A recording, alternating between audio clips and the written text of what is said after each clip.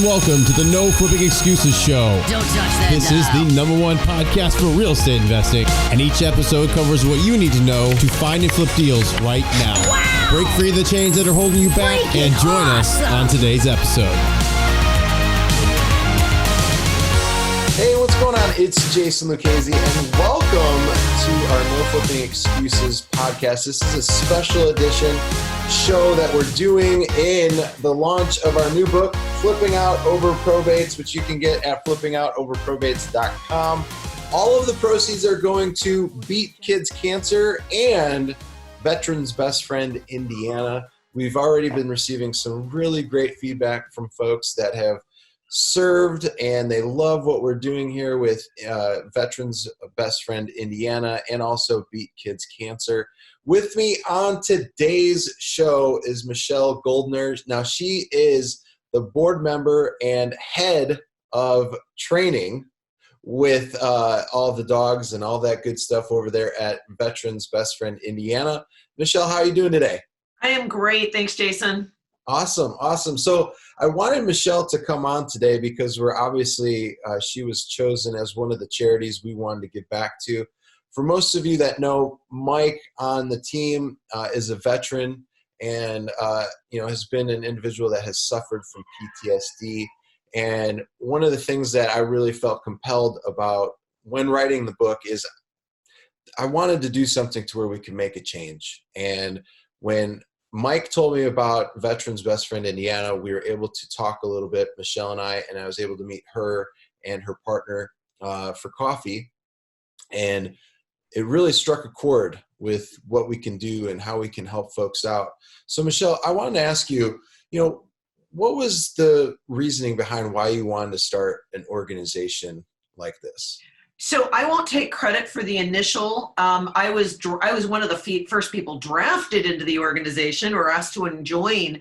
But Carol D'Ambrosio is our executive director, and she loves to work with 501c3. She's always been very, very active with the Indianapolis Art Center. And she thought, well, I want to do something that also combines my, willingness to give back with my love of dogs.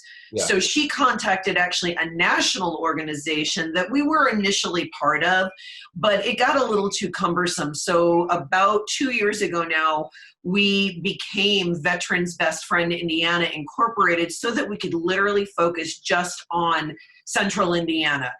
It was a little too difficult being part of a national organization that didn't necessarily know our market and our veterans very well. Yeah. So we have been a lot more effective for the veterans here in Indianapolis and in the Central Indiana area because we're able to now just focus and just pay attention to our geographic area.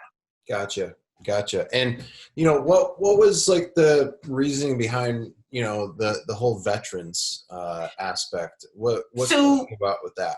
Yeah. So again, there is thousands of articles of anecdotal stories. There's now real hard science about the benefit that just having a pet can have on anyone. But then when you add in PTSD, severe anxiety, loneliness is probably one of the biggest needs that we solve more than anything else, because with Veterans Best Friend Indiana, we provide pets. So these dogs do have basic obedience training, but they're not service animals. They're not even considered therapy dogs.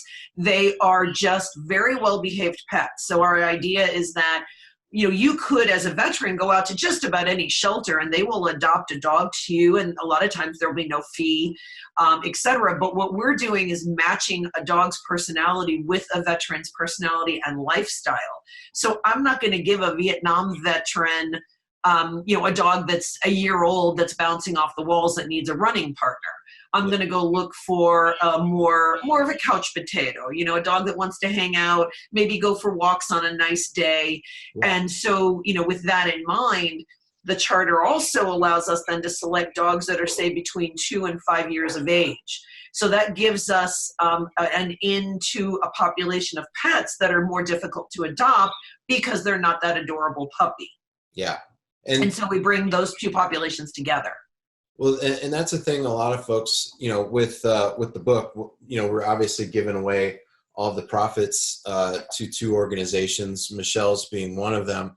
is you're not only helping out the individual that served our country, but you're also helping out a dog finding a companion, which I really like as well, because Correct. you're really almost, I want to say it, so I'm going to say it. You're saving 2 lives. And that's the idea. That's the idea, is let's get some of these dogs out of shelters and not just place them, because a lot of these dogs, just like their new owners, come with a lot of mental baggage. They've either been improperly trained, not trained at all. Once they're in a shelter, that's a super high stress environment for a dog, and the barking and the noise and being in a kennel and all of that really can wig some of these dogs out. So we take them out, they live with a trainer from 4 to 6 weeks, and they become normal dogs again. We help them reintegrate into society, and then when we're done, we can then place those dogs with our veterans who kind of need the same thing. They had a rough go of it in their service. We serve men and women. We work with folks who have been deployed, as well as people who work stateside. Doesn't matter to us, as long as you were as part of the U.S. military services of any conflict, or any branch of service, then we will work with you. And then we'll also, and we haven't had one yet, but we would love Gold Star families to know that, if you've lost a loved one and you feel that a dog would help ease some of that sorrow, especially for children, we're happy to work with Gold Star families as well. So that's awesome. Because, these men and women that serve our country, and unfortunately there's deaths that happen all the time by, unfortunate circumstances. Yeah. It would be great to have, a pet that could just give off love. And a lot of people I wanted to have you on here because I love the organization so much, because animals can really brighten up somebody's day and really give them joy, peace, and the energy that they need to really feel like their life does matter. Right. And, I feel like a lot of folks, when they get in that depressed phase, they just feel like my life doesn't matter anymore. Right. And suicide is a huge problem with veterans. It's all over the news. It's, the VA struggles with how to help these folks. But the bottom line is that that a pet gives somebody something to live for. Yeah. And, and when they're needed, that takes a big dent in the depression and even the suicidal thoughts. So again, lots and lots of anecdotal information about how an animal can bring, not even more than companionship, really can save a life sometimes. Absolutely. And one of the things I didn't really know when I first met with you is we were talking, and I didn't really get it at the time, but this is totally awesome that you brought this up. And it's the simplest of things that, by having a dog, maybe it'll help the veteran get out, do more walks with the dog, go to dog parks, and maybe start socializing with other people. Right. And being able to get out and about, because when you get outside, you get that sunshine, that fresh air.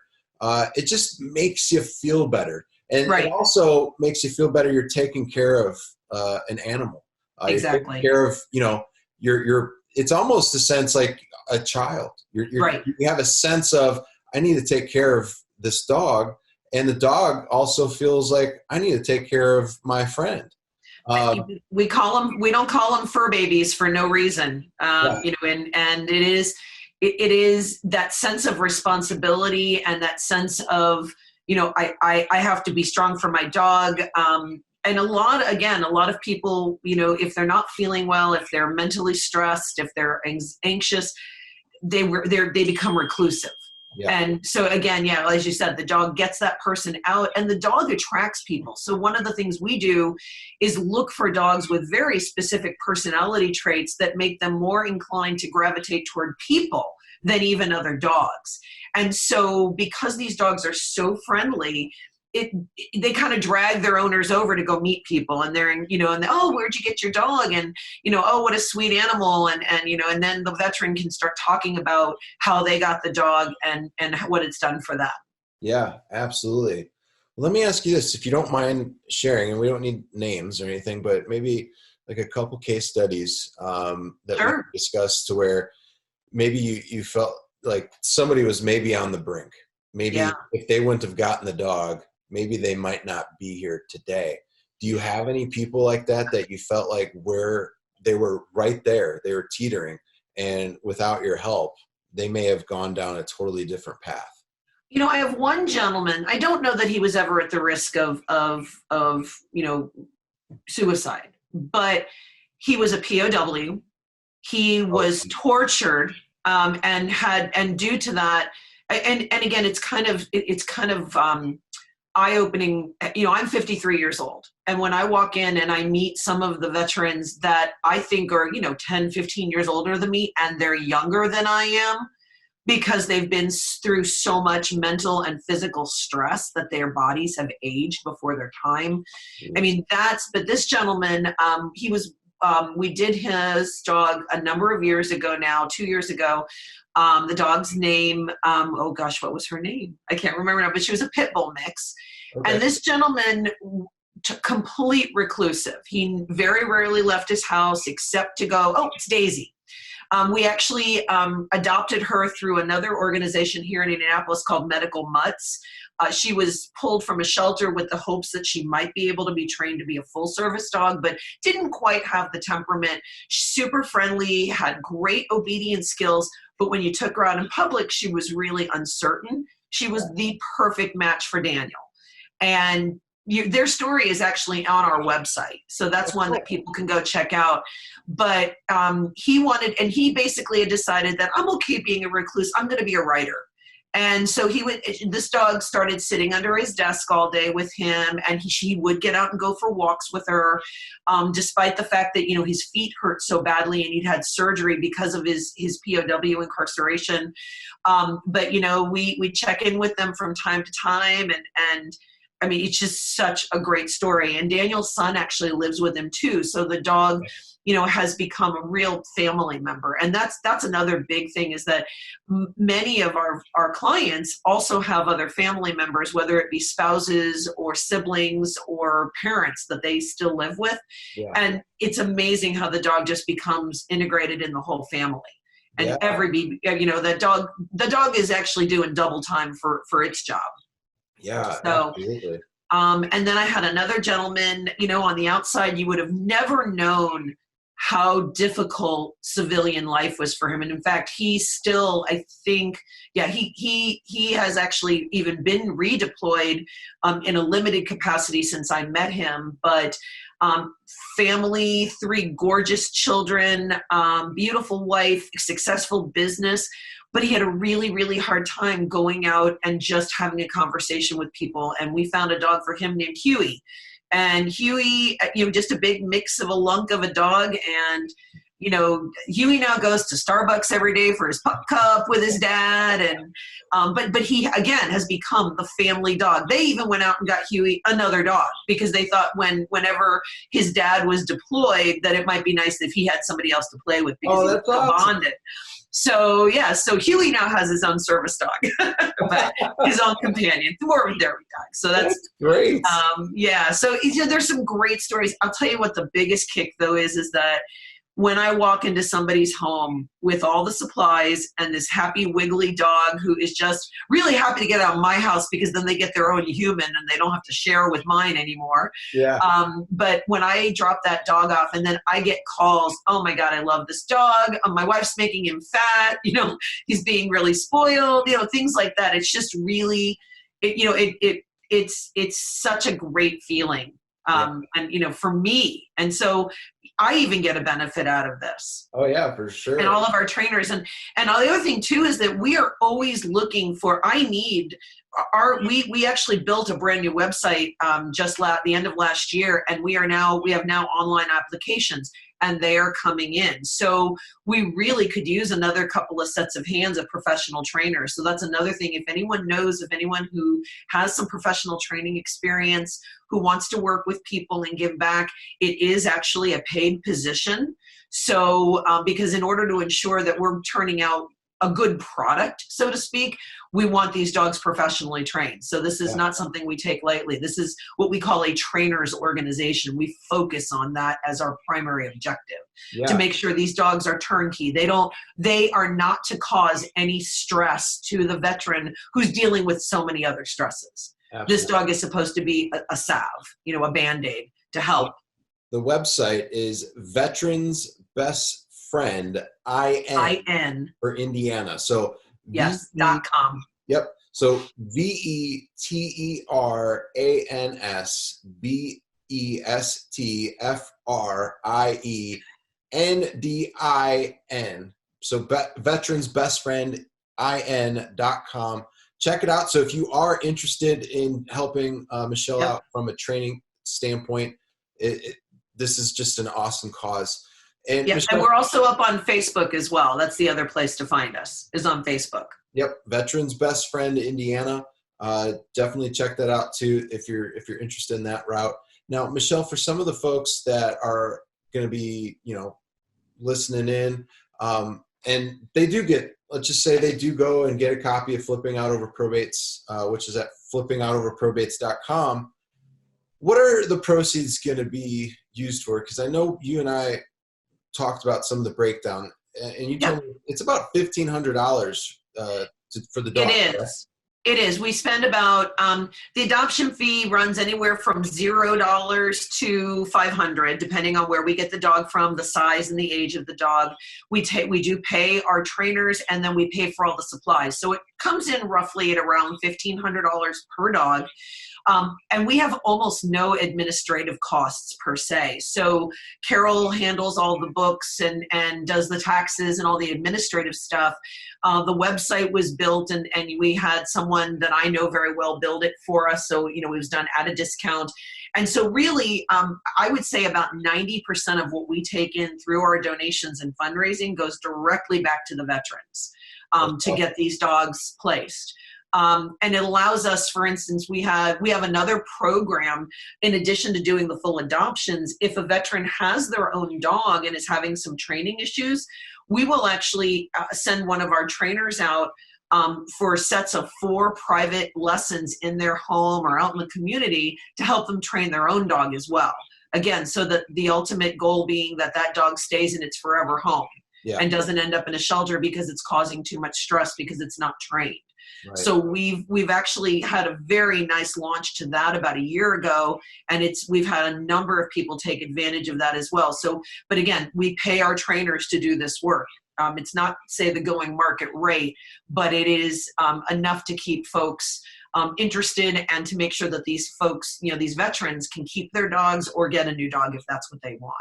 No, I'm hoping my friend Lori Taylor listens to this, because she's a big dog advocate, and I think she's got some great connections all across the country.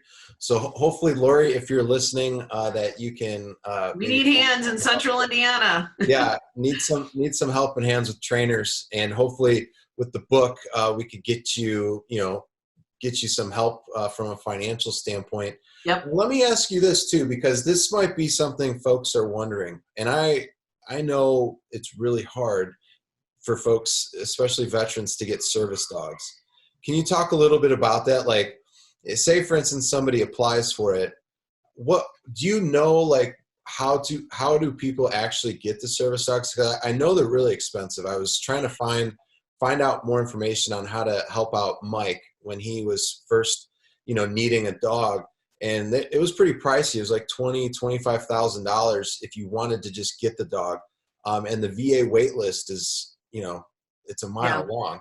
Again, there are private organizations. There's a couple I know off the top of my head. There's one called Puppies Behind Bars, which is up in upstate New York. There's a group in Sarasota, Florida area. It's actually Palmetto, Florida.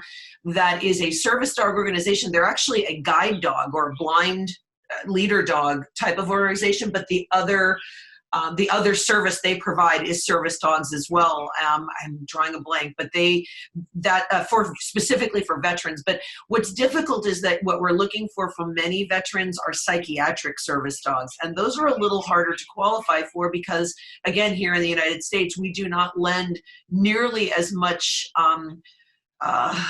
importance to people with mental disabilities as we do with physical disabilities. It's kind of like, if you can't see there's anything wrong with you, there must not be. And a psychiatric dog is a little bit more difficult to train because they are, the skills that they need are vague. They're not as, I'm disabled, I cannot bend over and pick something up, therefore I can train a dog to pick up and give things to me. That's very concrete. That's very easy to train. Whereas a psychiatric dog, that will bump me when I go into a panic state or will take me to a door when I'm in a public place and I have a panic attack and I need to get out, or a dog that will stand between me and somebody else on cue so that someone can't get into my personal bubble that I'm uncomfortable with. Those are a little bit more difficult to identify and train. And the thing that people need to know is that a service animal must mitigate specific disabilities. And the other term that people throw around all the time is emotional support animal. And an emotional support animal actually has zero training. And there is no registry for these animals. It's just an animal that makes you feel better. And one of the things that is happening in the country right now is that there are a lot of people abusing that. So, everyone looks at you cockeyed when you say you have an emotional support animal, because these are the people who try to take snakes and peacocks on airplanes. And really with an ESA, the only designation that an emotional support animal gets you is that if you need to live somewhere that is typically no pets, that can help. And most airlines with proper documentation will allow the dog to fly with its owner in the cabin at its feet. But again, you have to realize that walking a dog through an airport is a very highly stressful situation. And while your dog may be your emotional support animal, who's going to be the dog's emotional support animal if they've not been prepared to do something like that? And that's what people don't understand. Is that you can't just call any dog an emotional support animal, take it out into an airport and expect it to behave properly. It does need some level of training to be safe in public.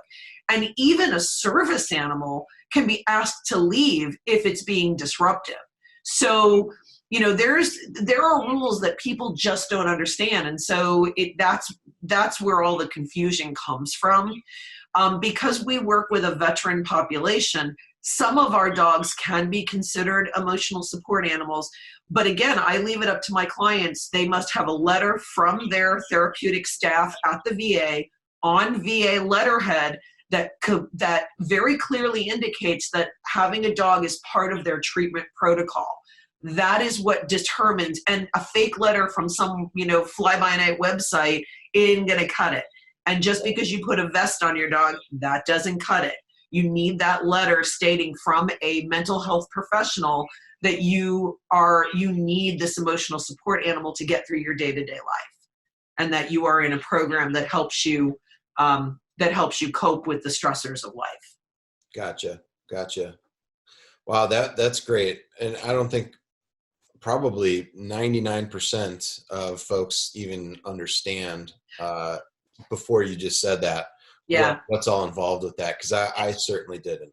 Well, and it's the Americans with Disabilities Act and our hyper vigilance over privacy, and things are very they're not clearly defined at times, or people read the rules to fit the needs that they want them to fit. So, because I also train service animals in a different capacity, I'm very aware of the issues that go on and aware of the abuses as well as the people who really need them.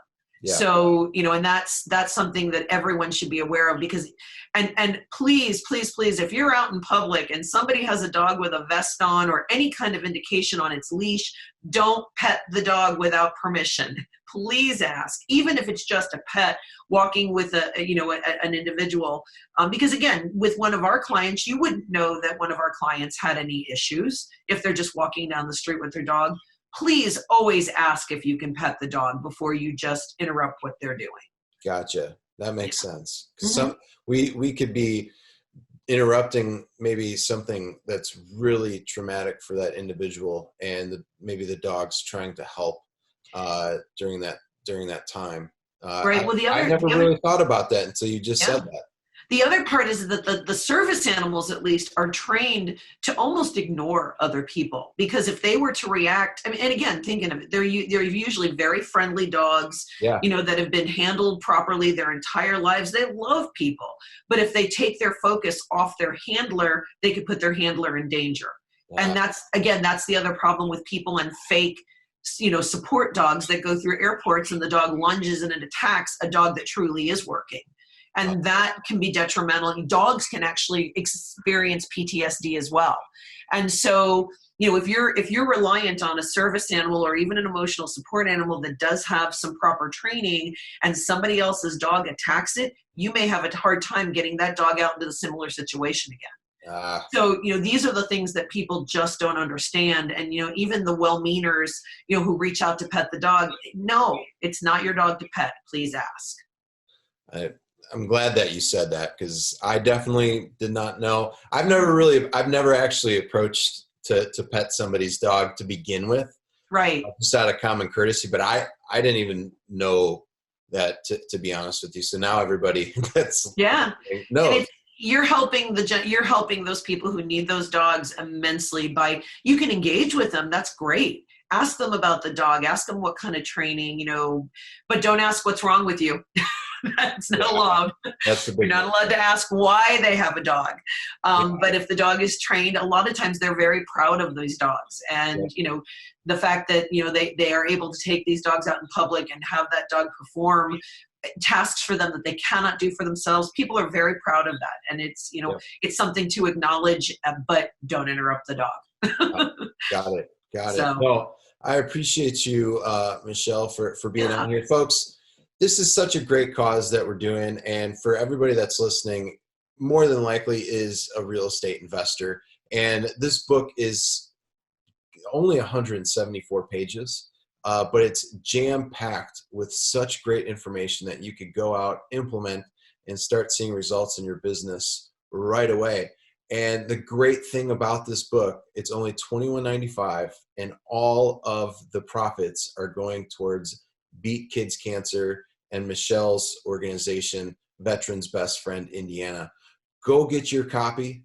It's over at flippingoutoverprobates.com. That's going to take you to the Amazon page, and then just choose Kindle or paperback, whatever you would like. And just know that your investment in yourself is also making a huge impact on other people's lives as well. So that $21.95 could turn into something quite amazing. And I appreciate you for taking the time to consider getting a copy of the book. I know it's going to be a game changer for you and your business. And it's also going to be a game changer for kids and veterans that really need your help. So with that being said, Jason, this is huge for us. We're a very small organization. So partnering with you and your generosity it's beyond what we could ever hope for. So we really, really appreciate the help. No problem. I love giving back to our veterans. They have done so much for us, and this is just a small part of what we can do here. So I have a bunch of friends that are going to be sending off to their email contact lists to let them know of this. And my thing is, I am just looking forward to people getting a copy and being able to help out themselves, and also these two great organizations. So Michelle, with that being said, do you have any parting words for our listeners?